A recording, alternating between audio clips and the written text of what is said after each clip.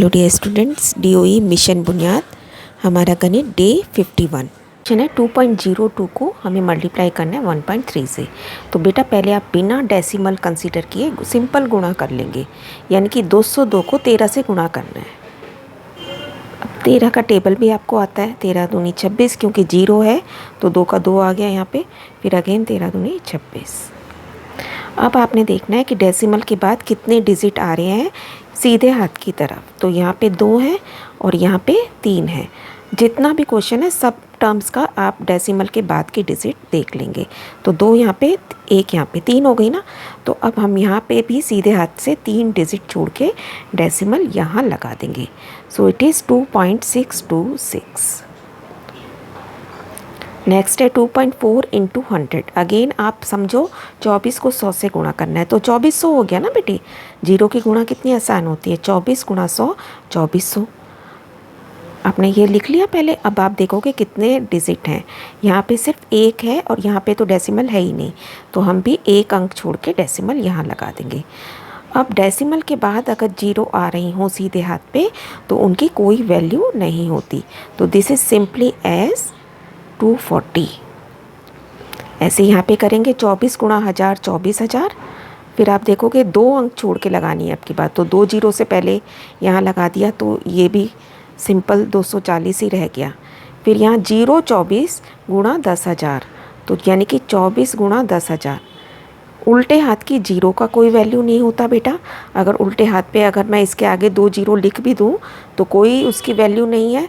और सीधे हाथ पे दशमलव के बाद अगर 0 हो तो उनकी कोई वैल्यू नहीं होती। अब हम देखेंगे 3 अंक है इसके बाद, तो यहाँ पे हम 3 जीरो से पहले यहाँ डेसिमल लगा देंगे। इसका आंसर भी 240 ही रहा। 265 भाग 100। देखो नीचे 2 जीरो हैं, ये हम पहले कर चुके हैं, तो कोने से हम 2 अंक छोड़ के यहाँ डेसिमल लगा देंगे 2.65। ऐसे 3658 डिवाइडेड बाई 10,000, तो 4 जीरोज़ हैं तो 4 अंक से पहले डेसिमल आ जाएगा। यहाँ कुछ नहीं है तो इसलिए डेसिमल के सीधे तरफ 0 लिख दी, उल्टी तरफ। 3.03 2.75 और 2.5 को बढ़ते क्रम में लिखो, यानी कि सबसे छोटा पहले। तो आप सीधे इसकी चेकिंग कैसे करेंगे, डेसिमल के उल्टे हाथ की तरफ जो संख्याएं हैं उनको देखेंगे छोटा बड़े के हिसाब से, और जब अगर वो सेम हो तो अब हम डेसिमल के इस तरफ आएंगे सीधे हाथ की तरफ, वहाँ पे छोटा बड़ा देखेंगे। जैसे 2.5 और 2.75 इस तरफ तो दोनों का सेम है 2 अब हम यहाँ से पहला अंक चेक करेंगे, यहाँ 5 यहाँ 7, तो छोटा कौन हुआ 2.5, इसको लिख देंगे। फिर 2.75 और फिर 3.03। मान ज्ञात कीजिए 15 घटा 9.363। तो 15 के बाद डेसिमल नहीं है, यहाँ पे डेसिमल आपको माइनस करना है। तो हम कैसे लिखेंगे इसे, 15.00। जितनी भी जीरो चाहिए दशमलव के बाद आप 0 लगा सकते हैं। अब मेन पॉइंट क्या ध्यान रखना है, हमेशा दशमलव के नीचे ही दशमलव की टर्म आनी चाहिए। तो दशमलव के नीचे दशमलव आ गया, 9 आ गया 5 के नीचे, 3 आ जाएगा इधर, और 6 बेटा दूसरे स्थान पे और 3 इसके स्थान पे, है ना। 9.63। बहुत ध्यान से अब आपको माइनस करना आता ही है, बस डेसिमल की जगह डेसिमल आ जाएगा। नेक्स्ट है 5.28 माइनस 1.4 प्लस 3.116। तो पहले हम इन दोनों को सॉल्व करते हैं।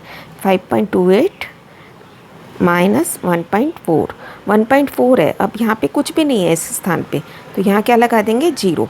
ध्यान क्या रखना है, डेसिमल के नीचे ही डेसिमल आए। अब इसे माइनस कर देंगे 3.88। अब 3.88 में 3.116 हम ऐड कर लेंगे। अब यहाँ देखो 6 के ऊपर वाले में कुछ नहीं है, तो जहाँ पे नहीं है खाली स्थान है वहाँ हम 0 लगा देंगे। अब इसे सॉल्व कर लेंगे, प्लस करना था तो हमारा आंसर हो गया 6.996। रमजान ने 15.500 किलोग्राम चावल, 25.750 ग्राम आटा और 3.250 किलोग्राम चीनी खरीदी। कुल वजन 50 किलोग्राम से अधिक है या कम। तो पहले तो हम सारा जोड़ेंगे, है ना। ध्यान से लिखेंगे 15.500, फिर दूसरा है 25.750, फिर तीसरा है 3.250, 3 को इधर लिखेंगे, है ना, इकाई के स्थान पे इधर से नहीं शुरू कर देंगे, डेसिमल के नीचे डेसिमल चलना चाहिए।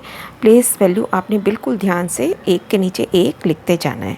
अब इन तीनों को हम जोड़ लेंगे, हमारे को मिल गया 44.5 किलोग्राम इसका टोटल वज़न है। अब 50 से कम है, अब कितना कम है ये देखने के लिए हमें घटाना पड़ेगा। तो 50.000 लिख दिया बेटा, है ना। सिंपल 50 की टर्म को हम कैसे लिख सकते हैं, 50.000। इसमें से क्या माइनस करना है, 44.5।